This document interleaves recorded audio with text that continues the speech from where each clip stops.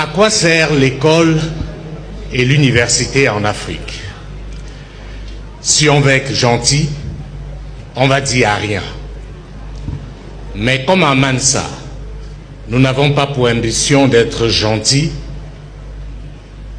nous allons dire qu'en réalité, depuis des décennies, en Afrique, l'école et les universités sont des véritables camps d'endoctrinement, où on essaye de produire des esclaves. Et oui, mes chers amis, depuis lors, de la maternelle au primaire, en passant par le secondaire et avec pour couronnement l'université, ce qu'on essaye de faire de vous, c'est de véritables nègres de maison.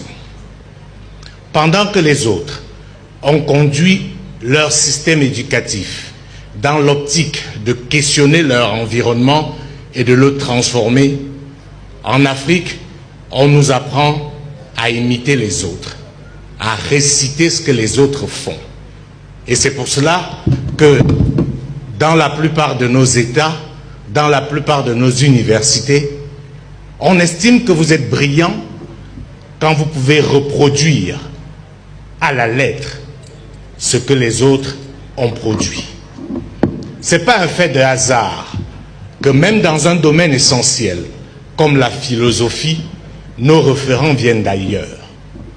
Nous sommes contents de parler de Hobbes, Emmanuel Kant, Platon, Socrate et j'en passe. La question que j'aimerais nous poser, c'est qu'est-ce que ceux-là savent de l'Afrique?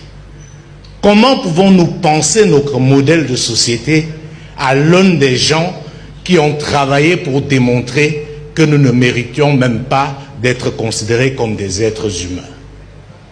Il faut soi-même être ignorant ou accepter d'être esclave pour continuer à subir ce genre d'humiliation.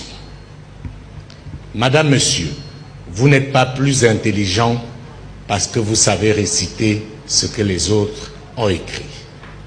Chers amis étudiants, vous n'êtes pas plus brillants parce que vous pouvez citer les plus grands auteurs du monde. Nous sommes venus ici ce matin pour vous dire que certains de vos enseignants, à défaut de vous mentir, vous travestissent. Ils font de vous ce que vous ne devez plus accepter d'être, à savoir des esclaves.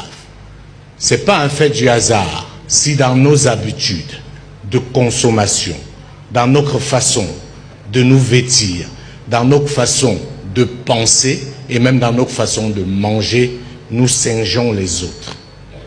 L'un des autres éléments palpables, c'est la langue.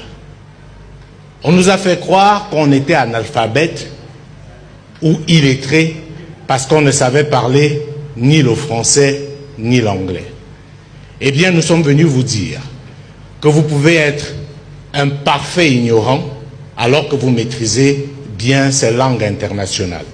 Par contre, vous pouvez être un savant en malinké, en soussou ou encore en peul. N'ayons plus peur de qui nous sommes.